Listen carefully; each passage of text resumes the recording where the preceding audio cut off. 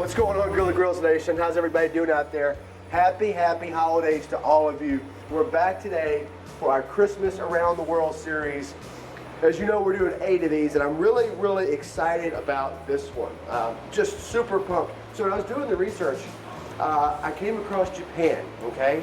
And they said that Japan has a tradition of doing hot sake and fried chicken. Now, how cool is that? All right, so without further ado, let's jump in this. This also goes to show you just what amazing things you can do on this grill. We're doing fried chicken today, people, on the OG. Here we go. All right, so the first thing we're gonna do, we're gonna start with our sake.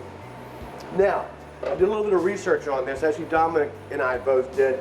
We came to the conclusion, based on what we found, that the proper temperature for sake is about 104 degrees, okay? So what we're gonna do is we're gonna take this ceramic kind of vessel here.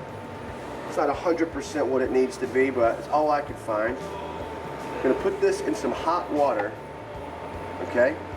This is room temperature, and we put it in. Hot sake in, okay? And then we're just gonna cover it. Let that kind of steam do its thing. While that's happening, guys, we're gonna go ahead and bread some chicken. All right, first thing we're gonna do, we have some AP flour in here. That's it. We're gonna season it, okay?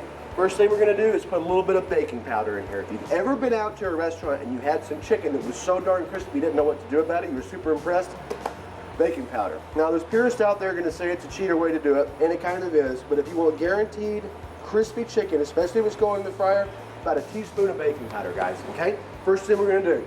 Next, salt and pepper. And be generous, guys. This seasoned flour is all the seasoning that this stuff is gonna get. So we wanna go kind of overboard with it. You're not just seasoning a piece of chicken. When we put it in this flour, we're seasoning everything. So just keep that in mind. Salt and pepper. And then, of course, our What the Cluck rub. A couple tablespoons of that for our seasoned flour. And again, guys, we wanna be super generous, okay? We're seasoning every piece of chicken that we dunk in here. So let's go ahead and kind of go overboard with it. Salt, pepper, What the Cluck, and of course, some baking powder, okay? Gonna stir this up real nice. That's gonna be the first stage in our dredging process. All right, nice and seasoned up. Pretty cool, I think that we're making fried chicken for Christmas. Pretty awesome. Not your standard turkey fare, but that's cool. That's why we're doing this, all right? The next thing we're gonna do, guys, we're gonna take some evaporated milk, 1 can. In we go, okay? Not condensed, guys. We want evaporated milk. It's in your recipe. As always, grillgrills.com. It's always right there for you. Couple of eggs, guys. Whole eggs, not just the yolks, but the whole thing. All right? There we go, number 1. And then we'll do 1 more. All right? Perfect. If I don't drop it in there. Awesome. And we're just gonna essentially just scramble these up a little bit, pop these yolks, and we go. This is gonna be the second part of our dredge. So what's gonna happen here eventually, guys, we're gonna get it in this flour to get the seasoning on it. We're gonna dunk it in here, a little extra flavor. It's also what's going to adhere the final portion of this, which of course is going to be our breadcrumbs. These happen to be just plain old breadcrumbs, guys. If you want to use the Italian seasoned ones, you're more than welcome to. I'm just kind of doing plain old today. Could you do like panko or something like that with actually, this too? panko would be brilliant. You could totally do panko in there. If you wanted to use the panko and put some like dried thyme in there and kind of jazz it up, you totally could. For our purposes today, we're just using regular, but you can totally do panko. You can do Italian. Guys, none of that's gonna matter. It's all about the preference that you have for this, okay? All that will work just fine. All right, next thing we do, I like to either have a pair of gloves, or if I don't have any gloves around, I like to just use one hand, so I just get one hand kind of gnarly, all right? So, next thing we're gonna do, put this drumstick in. Guys, this does not just have to be drumsticks, okay? The flour first, you can do chicken quarters, you can do breast, you can do thighs, you can do whatever you want. I mean, right? you could literally use this method to make like chicken nuggets, right? Yeah, oh, dude, you can use it for anything. Absolutely. Chicken tenders, chicken nuggets, fried fish, same thing. This dredging method doesn't change. Flour, our egg wash, and then our actual breading. Okay, guys?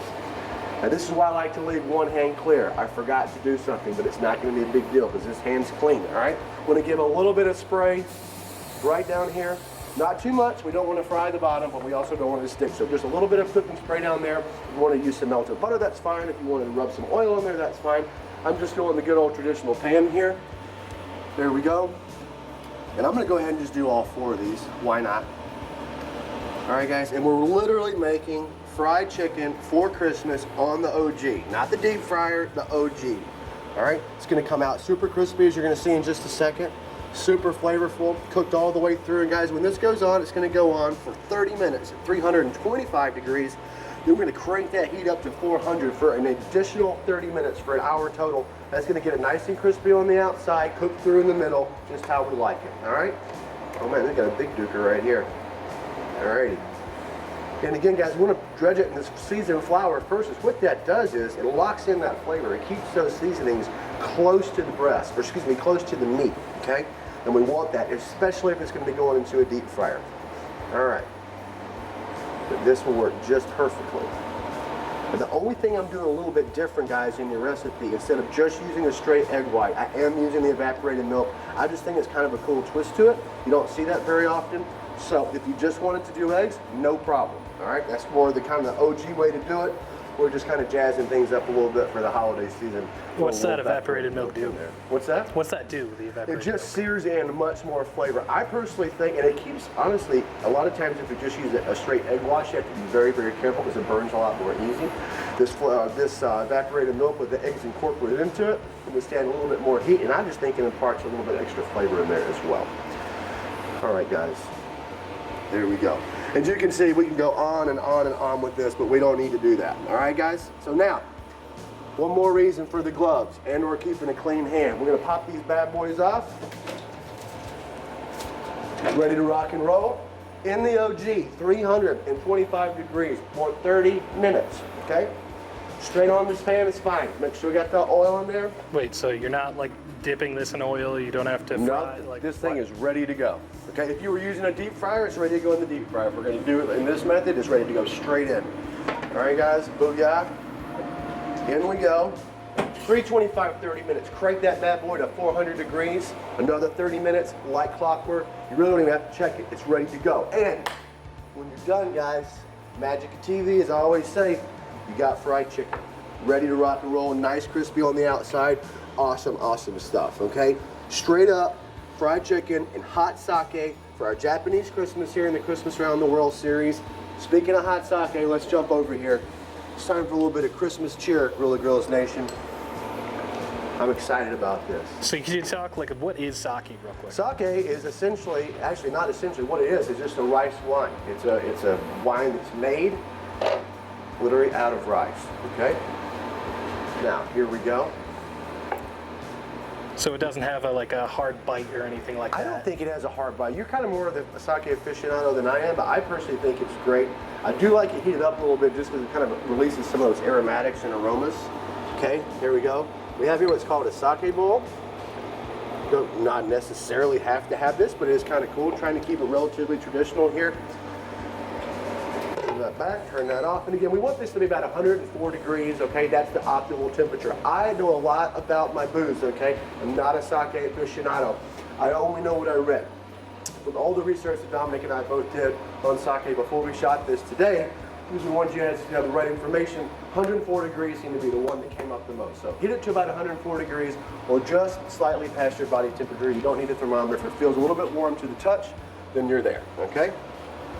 Cheers, Grilla Grills Nation.